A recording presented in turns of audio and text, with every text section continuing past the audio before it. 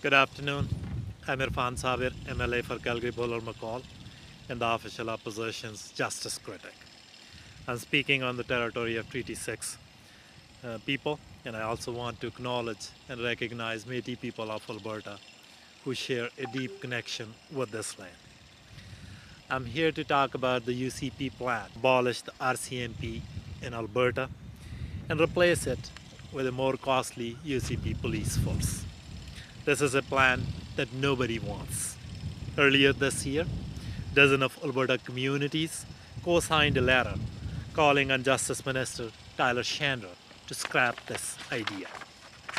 Through the summer, Chandra toured around the province trying to sell his police force. He held virtual town halls and he set up a website to explain all the details. And guess what? Even more communities joined the call to drop this terrible idea. Who can blame them? According to the UCP's own report, replacing the RCMP with a provincial police force will cost as much as $386 million in transition costs, as well as costing Alberta $200 million in federal funding. And of course, it is the property taxpayer and Alberta families who will end up paying for all these new costs.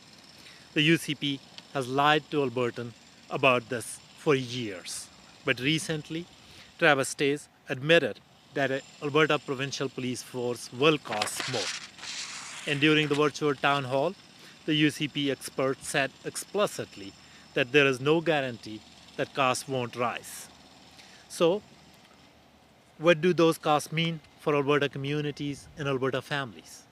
We can use the province's assessment data to work out what the cost would be for each community that currently uses the RCMP. For Strathcona County, the UCP police force will cost more than $99 million over the 6-year period. That's either a steep cut in services or a $4,000 property tax increase over 6 years for an average family of 4. These are punishing costs for Albertans who are trying to survive the worst cost of living crisis in 40 years. The UCP has already raised everyone's income tax, property taxes, school fees, tuition, interest on student loans, utilities, and car insurance. Now they want Albertans to pay even more for a UCP police force they don't want. Here in Strathcona County, the local council passed a motion put forward by Councillor Bill Tanita calling on the province to drop this terrible idea. I commend Councillor Tanita and the Strathcona County Council for speaking up on behalf of their community. Unfortunately, this foolishness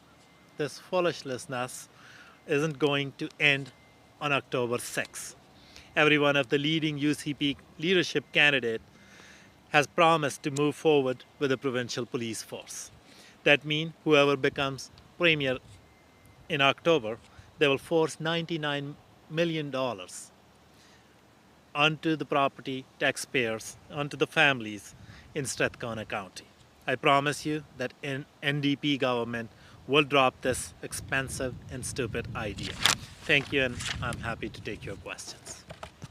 Thank you, and we'll start with questions in person. Thank you. Hi there, Brianna Carson-Smith from Global Edmonton. I actually want to ask about the Colin May situation. Person saying that she's his lawyer tweeted out today that he's not going to be resigning. I wonder what your reaction is to that. I think we learned about article Colin May published in early July, and at that time we asked for Colin May's resignation.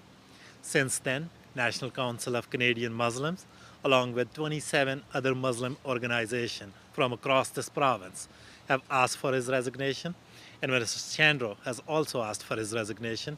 I think Minister Chandra has the power to fire him, and he should follow through on that. In an interview, Mr. May has made this quite partisan, blaming the NDP for this entire situation. Other than like you say, when you found out about this in July and then asked for his resignation, has the NDP been responsible, and have you taken any action towards encouraging him to resign? He was talking about phone calls and emails and things like that. To your knowledge, has the NDP been involved in any of that? No, when we learned about this, we publicly called for his resignation. And as I said, since then, community at large has joined that call as well. And Minister Chandra need to follow through on his request for him to resign. We'll go to questions on the phone. Just a reminder to press *9 if you're joining us on the phone. Raise hand function if you're joining us via Zoom. If you can say your name and outlet at the top, that'd be great. Go to our first question.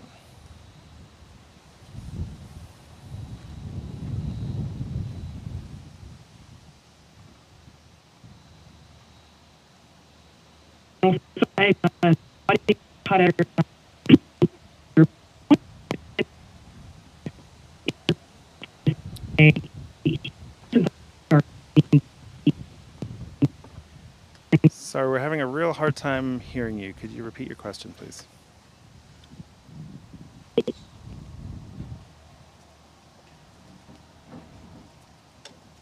Sorry, could you try your question one more time? We're having some trouble hearing you.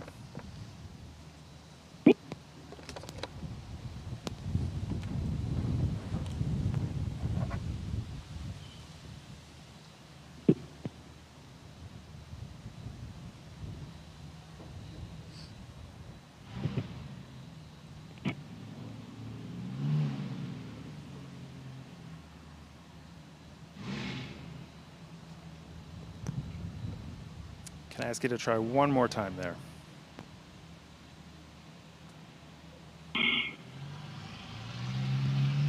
Ask you to try one more time there.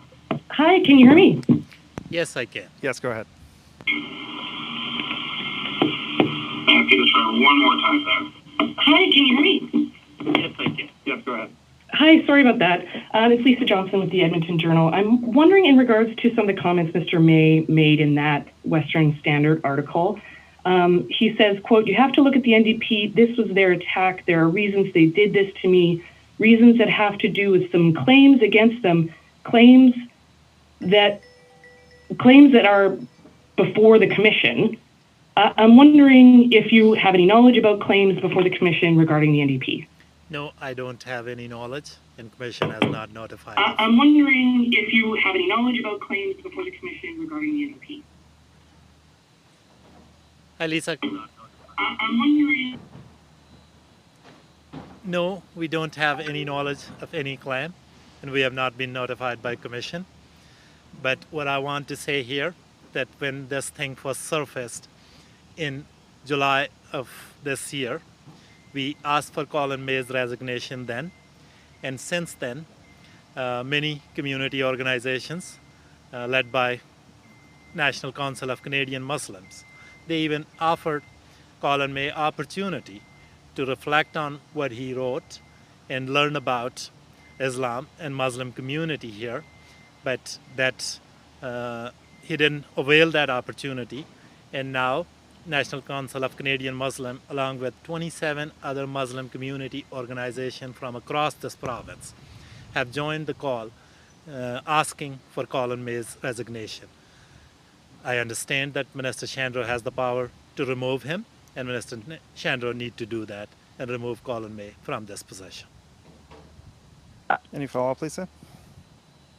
Hi, thanks for that. I'm also wondering as a follow-up if you've ever encountered a chief of the Alberta Human Rights Commission who commented publicly on potential or hypothetical claims that are before the commission, and if you think that's appropriate.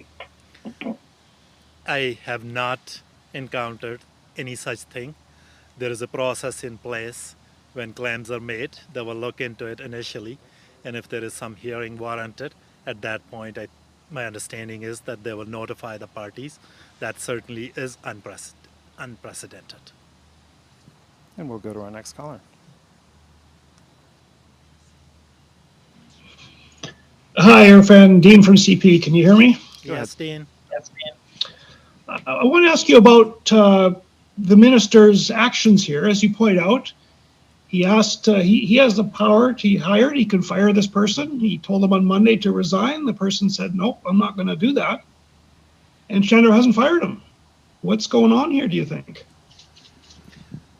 That I am not privy to, but I know this much, that minister can do that. Minister need to issue another order in council and name somebody more appropriate to this position.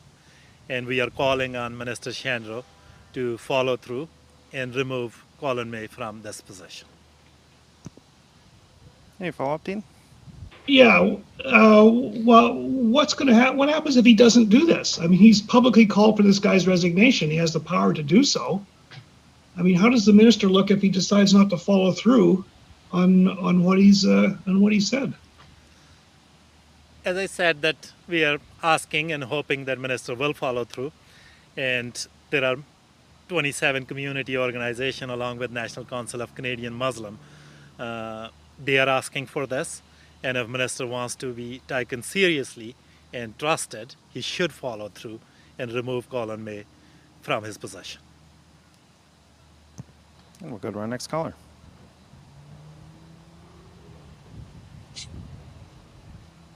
Hey, it's Tim with CTV. You guys got me? Yes. Perfect. Sorry if this has already been asked. I jumped in a little late, but I'd just love to know your opinion on the recent Rebecca Schultz campaign email that went out claiming to be a NDP member and saying that essentially the party is very afraid of what Schultz would mean for the NDP's chances in the spring election. That's pretty desperate of Rebecca Schultz and her campaign. What I can tell you about NDP, that NDP is ready and have an amazing slate of candidate, a growing slate of candidate across this province, including Bill Tanita here in this riding where I'm standing today. And we are ready for election whenever they decide to call it. I will leave it at that. Any follow-up, Tim? No, thank you very much. We'll go to our next caller. Oh, hi. Yeah, I just wanted to follow up on some of the Colin May questions. So when you said that you heard about this in July, was that when, was it through the progress report, or Correct. how did you find out about what Colin May had written 13 years ago? We learned through media, the media source that you mentioned. That's when we first learned about it. Any follow-up? And yeah, I do have a follow-up. Wondering if there's any sort of legal reason or something as to why Minister Chandra would not issue an order in council to rescind the appointment. Is there anything that would stand in his way legally from doing so if Mr. May is claiming this would be wrongful dismissal or anything like that? What I would say that these appointments are through order in council, and you're serving at the pleasure of the executive. And we know that Colin May has written something that is based on ignorance, stereotypes, and Islamophobic views. He was given the opportunity to make amends. He didn't take up the community on that offer, and now National Council of Canadian Muslim, along with 27 Muslim community-based organizations, are asking for his resignation. And Minister Chandra has agreed with those calls. Now he needs to follow through and issue an order in council removing Colin May from this position. Thank you, and that's all for today. Much for watching, and to learn more, check out albertasfuture.ca.